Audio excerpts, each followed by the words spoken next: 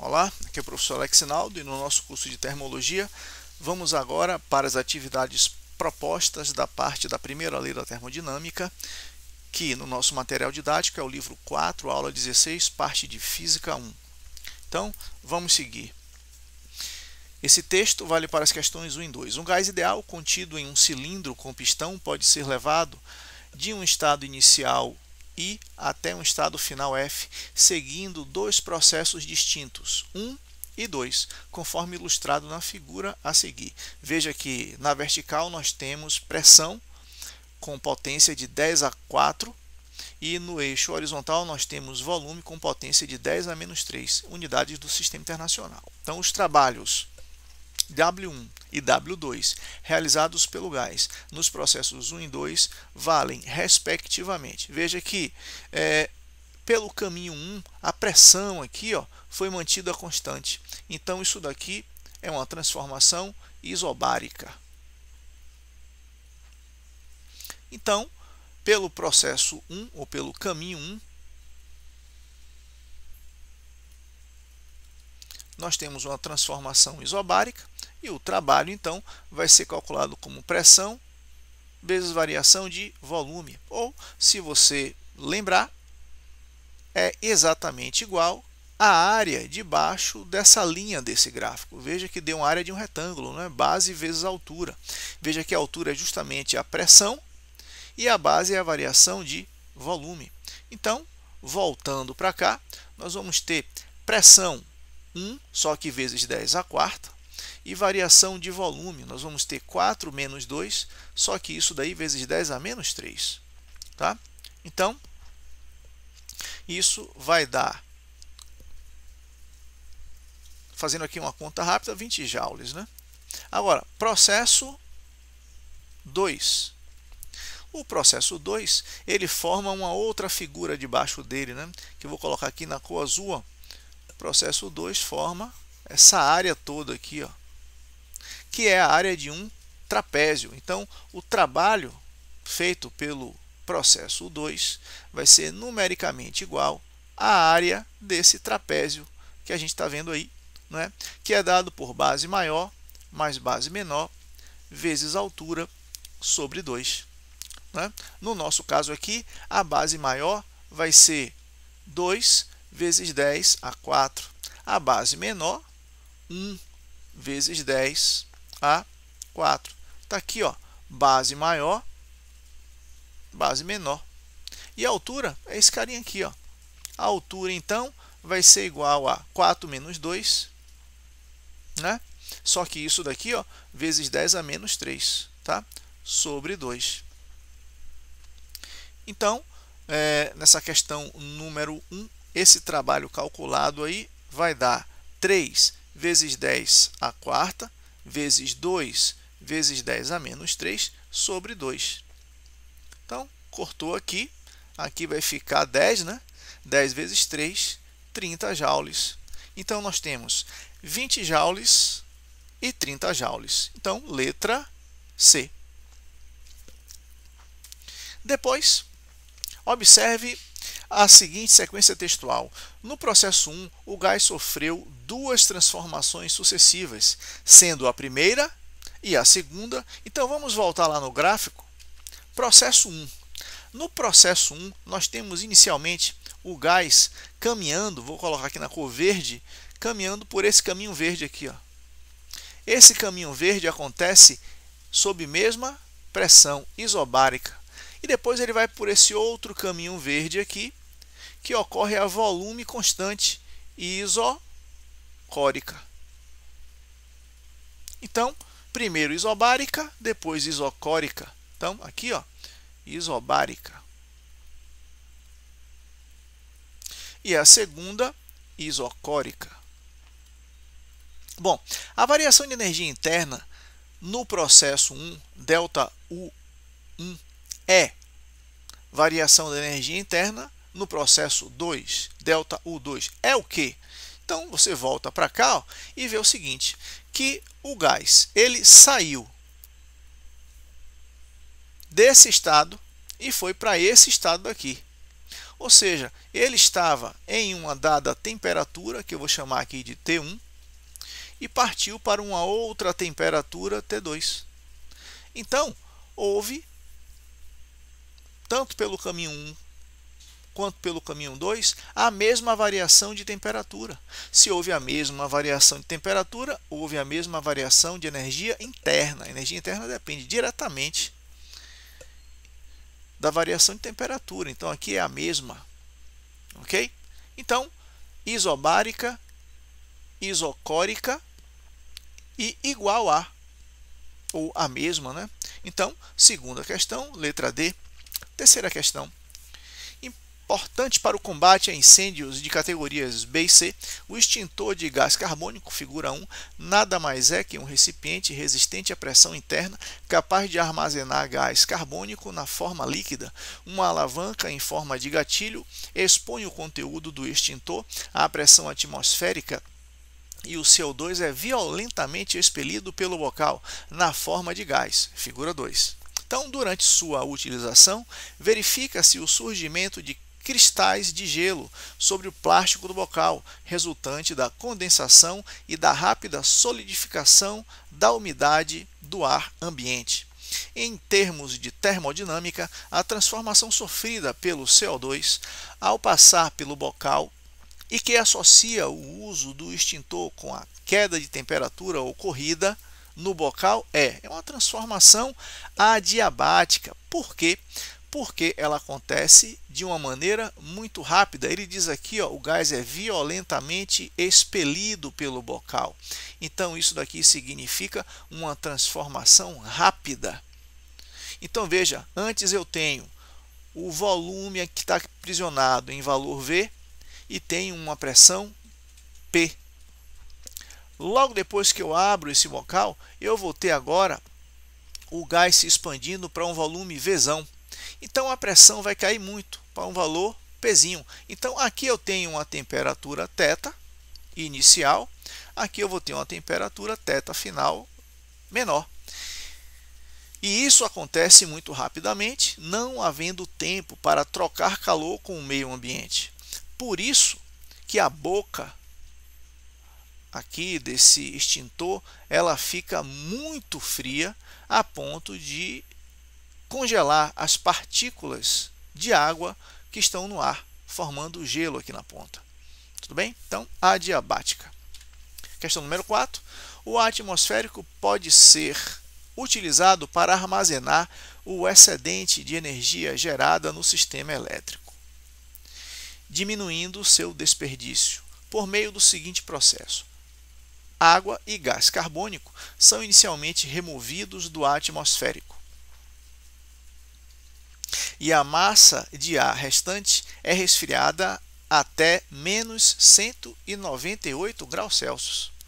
Presente na proporção de 78% dessa massa de ar, o nitrogênio gasoso é liquefeito, ocupando um volume 700 vezes menor. A energia excedente do sistema elétrico é utilizada nesse processo. Então, veja, é necessário utilizar a própria energia do sistema elétrico para liquefazer o ar atmosférico, retendo na forma líquida o nitrogênio, que ocupa ali um volume 700 vezes menor do que na sua forma de gás. Bom, então ele diz ali que a energia excedente do sistema elétrico é utilizada nesse processo, sendo parcialmente recuperada quando o nitrogênio líquido exposto à temperatura ambiente entra em ebulição e se expande, fazendo girar turbinas que convertem energia mecânica em energia elétrica. Então, no processo descrito, o excedente de energia elétrica é armazenado através do quê? Ele é armazenado, não seria melhor trocar o pela por para? Né? No processo descrito, o excedente de energia elétrica é armazenado para realização de trabalho sobre o nitrogênio durante a liquefação. Né? Você vai ter que comprimir esse gás para ele se liquefazer. Para comprimir, né, A força dessa compressão utiliza energia elétrica para isso, e não pela. Esse pela ali ficou estranho. Então, quarta questão aqui é realização de trabalho sobre o nitrogênio, né, durante a liquefação. Então, aqui é letra C. Quinto, um gás ideal monoatômico com N mols de inicialmente na temperatura absoluta T, sofre uma expansão adiabática até que sua temperatura fique a 1/3 de sua temperatura inicial. Logo, o gás. O que acontece com esse gás? Veja, nós temos uma expansão adiabática. Então, a variação da energia interna de um gás monoatômico é dado por 3 meios de nR delta de temperatura. Nesse caso, a nossa variação da energia interna, aí a questão diz que a variação de temperatura foi, a temperatura final é 1/3 da inicial. Então, é T sobre 3 menos T. Então, nós vamos ter aí uma variação de energia interna que é 3 meios de nR. E aqui dentro, fazendo o MMC, vai ficar 1 menos 3 menos 2T sobre 3. E aí você vai cortar esse 2 com esse 2, esse 3 com esse 3, e vai ficar com menos nRT. Menos significa perda, diminuição, redução. Redução da energia interna. Ok? Então, o que acontece na quinta questão aí? Nessa quinta questão, então, o gás realizou o trabalho e, fazendo isso, ele faz a redução da sua energia interna de nRT, ok? Uma redução de nRT. Então, letra E. Na sexta questão, um fluido se expande do estado A para o estado B, como indicado no diagrama da figura. Analisando-se essas transformações, é correto afirmar que o trabalho realizado nessa expansão em quilojoules é igual a quanto? Então, veja, nós podemos aqui separar em área 1, esse trecho daqui, área 2, e esse terceiro daqui, área 3. Nós sabemos que o trabalho é numericamente igual ao valor da área, toda vez que você tem um gráfico de pressão versus volume. Então, o trabalho total vai ser igual à soma da área 1 mais área 2 mais área 3. E aí você vai ver que o trabalho total vai dar área 1. Eu não vou me preocupar inicialmente com essas potências, tá? Eu vou botar as potências no final. Não é? Porque eu poderia ir colocando já com as potências, depois colocar todas essas potências em evidência e colocar para fora. Então, eu vou fazer o seguinte, vou fazer só com os números e boto as potências depois. Tá? Então, aqui, área 1 é área de retângulo, base vezes altura. A base daqui para cá é 2. A altura daqui para cá é 5. Mais, agora vai dar área de trapézio. Base maior daqui para cá, 5, mais base menor daqui para cá, 2, vezes a altura daqui para cá, 2 sobre 2. E por último, nós temos essa área daqui, que ficou um quadrado, não é isso? Vamos ter base de 6 para 8 é 2, vezes a altura, que é 2 aqui, tá? Então, corte isso aqui, Então, o trabalho vai ficar igual a 10 mais 7 mais 4. Ok? Então, isso daqui, na verdade, como eu falei antes, né, a gente vai ter que multiplicar tudo pelas potências envolvidas. Então, 10 a sexta para pressão e 10 a menos 4 para volume. Né? Então, isso aqui vai ficar vezes 10 ao quadrado. Então, aqui dentro vai ficar 17 mais 4, 21. 21 vezes 100. 2.100 joules. Como ele quer em quilojoules, 2,1 quilojoules. Ok? Então, 2,1, letra C. Sétima questão. Certa massa de gás ideal sofre a transformação cíclica 1, 2, 3, 4, 5, 1, representada no diagrama de pressão e volume. O trecho em que a força exercida pelo gás realiza o maior trabalho o maior trabalho vai ser aquele produzido pelo trecho que tem maior área. Então, de cara dá para ver aqui, ó, que é o trecho 1. Olha só a área produzida por esse trecho 1. Toda essa área aqui, ó.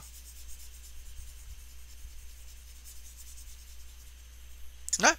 Então, se você fosse colocar aqui uma conta rápida, então o trabalho realizado pelo trecho de 1 a 2. Isso daqui vai dar base, dá para ver que são 3 unidades, e altura 1, 2, 3, 4, 5 unidades. Então você teria ali, ó, 15 unidades de trabalho. Se você, por exemplo, pegasse o trecho de 2 a 3, daria essa área daqui, ó, que é menor, né? Se você pegar o trabalho de 2 a 3, você vai ver que é um trapézio, né? Que tem base maior 2, daqui para cá, ó, aliás, daqui para cá, ó, 5, né? 1, 2, 3, 4, 5, então base maior 5, base menor é que é 2, ó, essa base daqui, ó, aqui é o Bzão, aqui é o Bzinho, ó, 2, ó, 1, 2. Base maior mais base menor, vezes a altura daqui para cá é só 1 unidade sobre 2, então vai ficar 7 sobre 2, 3,5 unidades. Então, né, nem precisa fazer conta nenhuma, dá para ver claramente que o trecho de 1 a 2 é o que produz aí o trabalho maior, né, nessa expansão isobárica. Então, questão número 7, 1, 2, resposta, letra D de dado. Oitava questão. Em um experimento controlado em laboratório, uma certa quantidade de gás ideal monoatômico realizou o ciclo A, B, C, D, A. Ele saiu de A, foi para B, depois para C, depois para D e depois voltou para A, representado na figura. Mas só que a figura tem um defeito, que nós vamos ter que consertar. Se é A, B, C, D e A de novo, o sentido é o outro. Né? Então, o sentido é esse aqui, ó. Vai de A para B, depois vai de B para C, depois vai de C para D e depois vai de D para A. Então, troque o sentido aí, essa figura está errada. Tá bom? No eixo vertical, pressão em newtons por metro quadrado, potência 10 ao quadrado, no eixo horizontal, metro cúbico. Então, nessa questão número 8, ele quer a quantidade de calor absorvida pelo gás no processo AB. Veja que o processo AB, ele se dá a uma pressão fixa, é um processo isobárico. Ok? Então, se é um processo isobárico, o trabalho, trecho AB, vai ser igual a pressão vezes variação de volume. Então, a pressão é 600. Porque é 6, mas aqui está 10 ao quadrado. Cuidado com isso aqui, tá? A potência é representada lá no eixo do gráfico. Então, a pressão, 600, e o volume, o ΔV aí, é 2 menos 1, né? Aqui, ó, 2 menos 1. Tá? Então, nós podemos dizer que o trabalho realizado nesse trecho foi de 600 joules. E a variação da energia interna? Bom, ele diz que é gás monoatômico. Se é monoatômico, a variação da energia interna é 3 meios de N, R, variação de temperatura. Mas NR, variação de temperatura, é a mesma coisa que 3 meios de P vezes ΔV. Né? Porque lembre que P vezes ΔV é igual a NR ΔT, a equação de Clapeyron. Não é isso? Ok? Então, vamos dizer que a variação da energia interna fica 3 meios de pressão, a pressão 600, e a variação de volume 1. Tá? Então, aqui vai dar, ó, Corta esse cara com isso. 300 vezes 3, 900. 900 joules. E, pela primeira lei da termodinâmica, a quantidade de calor é trabalho mais variação da energia interna, não é? Então, a quantidade de calor vai ser trabalho 600, variação de energia interna 900. Isso vai dar 1.500 joules, né? Ele quer em quilojoules, então 1,5 quilojoules, ok? Então, letra B. Na nona questão, uma amostra de gás perfeito sofre uma transformação isobárica sob uma pressão de 60 newtons por metro quadrado. Como ilustra o diagrama a seguir. Admita que na transformação o gás recebeu uma quantidade de calor de 300 joules. A variação da energia interna do gás foi de... Então, na nona questão, vamos lá, né? Bem, primeiro, nós sabemos que Q é igual a ΔU mais trabalho. Primeira lei da termodinâmica, né? Então, a variação da energia interna vai ser igual ao calor menos o trabalho. Só que ele diz que esse trabalho ele se dá em uma transformação isobárica. Então, o trabalho em uma transformação isobárica é calculado como? Lembra? Pressão vezes variação de volume. Esse trabalho aqui, ó, é calculado assim, porque se trata de uma transformação isobárica. Tá bom? Então, a variação da energia interna vai ser igual a Q, ele deu na questão, né? 300 joules. Menos. E a pressão? A pressão foi dada também, 60. E a variação de volume? Ele deu no texto? Não deu não. Mas dá para você ver no gráfico. Veja a variação de volume aqui, ó, ΔV. Ele saiu de 1 metro cúbico para 3 metros cúbicos. Então, aqui, ó, 3 menos 1. Tá? Então, nós vamos ter uma variação de energia interna de 300 menos 2 vezes 60, 120. Então, a variação de energia interna de 180 joules. Então, marcamos aí a letra D. Décima questão. A variação da energia interna de um gás perfeito em uma transformação isobárica foi igual a 1.200 joules. Então, essa daí é a variação da energia interna de 1.200 joules. Se o gás ficou submetido a uma pressão de 50 newtons por metro quadrado e a quantidade de energia que recebeu do ambiente foi igual a 2.000 joules, então vou botar aqui, ó, Q igual a 2.000 joules, então a variação de volume sofrida pelo gás durante o processo foi de quanto? ΔV igual a quanto, né? Bom, nós sabemos que o trabalho em uma transformação isobárica é pressão vezes variação de volume. E nós sabemos pela primeira lei da termodinâmica que o calor fornecido ele é trabalho mais variação da energia interna, ok? Então, o calor fornecido foi 2.000. O trabalho é pressão 50 vezes variação de volume, né? E a variação da energia interna ele deu aqui em 1.200. Então, 50 ΔV vai ficar igual a 800, né?